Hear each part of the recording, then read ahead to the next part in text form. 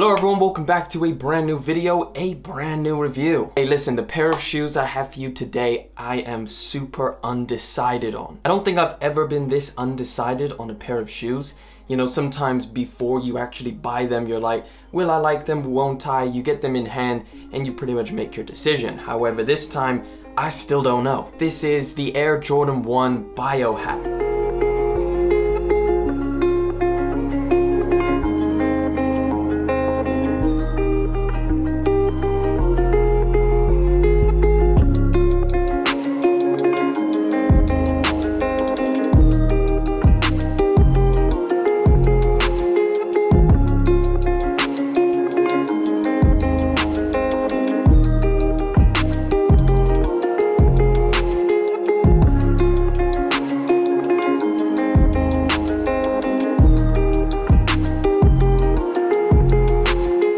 Alright, so Jordan 1 box, you got the black, you got the red, you've got the Nike branding all over. Let me give you a look at that sizing tag. There you go. Very, you know, just regular on the outside, but breaking them open, I mean, you've probably seen these already, but jeez. They're crazy in person, they're crazy in pictures, they're all together crazy, and that is the Jordan 1 Biohack.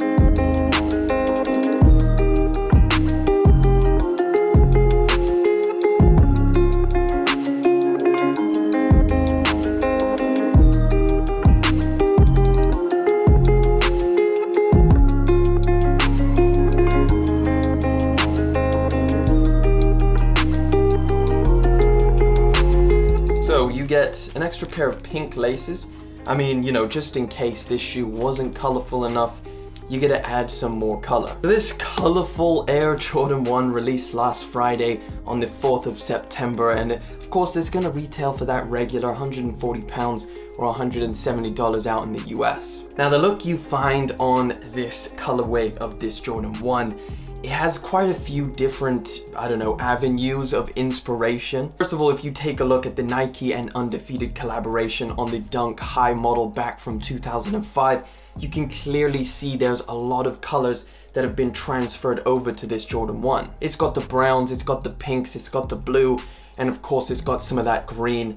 And it just looks like it's pretty heavily inspired from that pair of shoes. However, Nike says that they're taking the inspiration from the rapid pace of life out in Tokyo, and of course because they wanted to break the rules like MJ broke the game. So apparently another Tokyo inspired or Tokyo based sneaker. I mean, we've had so many recently. We've had the Samba Dunks, we've had the metallic Jordan 1s, and of course we've had the Jordan 3 denims, which I think I've reviewed most of them on my channel except for the Samba Dunks. Now whatever the inspiration is behind this colorway, it clearly has a bunch of colors that you wouldn't normally find on a pair of sneakers, let alone a pair of Jordan 1s.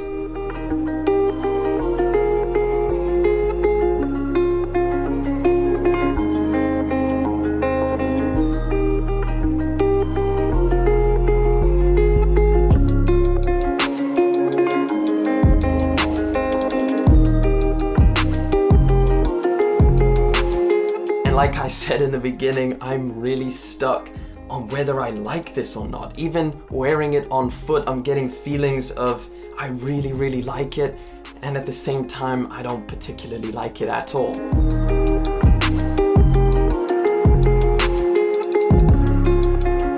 The materials are actually different on this pair. Predominantly, you're getting a lot of suede materials that you'll find on the majority of the panels on this upper. It is a really nice, soft feeling suede material. I do actually really like this material. It feels really good, it feels quality, and I think it goes with the colors somehow pretty well. The navy blue mudguard that you see travel around that toe box and up towards the laces, of course, comes in that suede material. The perforated teal/light blue toe box, and of course the medial and lateral portion where you find this black is also that suede material. And finally at the back where you see this Baroque brown that Nike is calling it, is also in that suede material. The Nike swoosh, however, comes in a metallic silver color, which is pretty much a straight one-for-one in terms of color and material that you find that Nike swoosh in to this metallic one. And guess what? You get some flappy panels on this, and as you can see, when you bend it back, granted you're not going to be bending this back very often, but when you do, you get some volt green.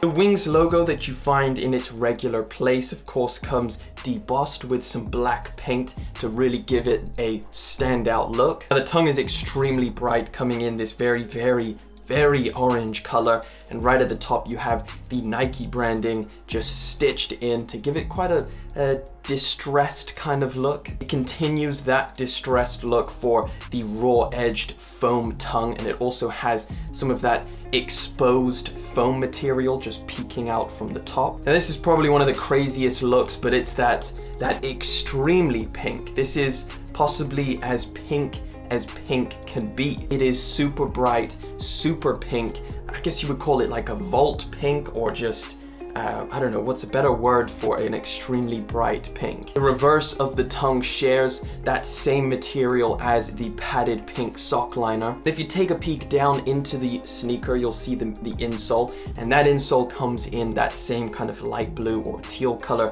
that you find on the toe box. So pretty much those are the only two pieces of this shoe that match in terms of color. Midsole comes in this kind of minty green color, which I actually quite like. I think this color looks pretty good, and it kind of goes with the navy blue, the kind of teal color, the black, and the brown. Listen, if there's anybody who's gonna really love a crazy, colorful sneaker, it's probably going to be me.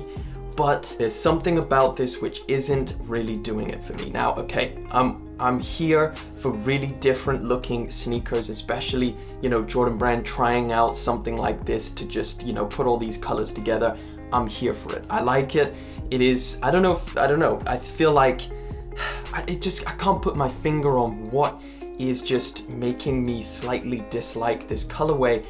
I don't know. If I put my hand over that top bit, how nice does that look? That looks like a super clean colorway of a Jordan 1. Maybe it's the orange and the pink, but then again, I don't know, the orange is quite cool from this angle.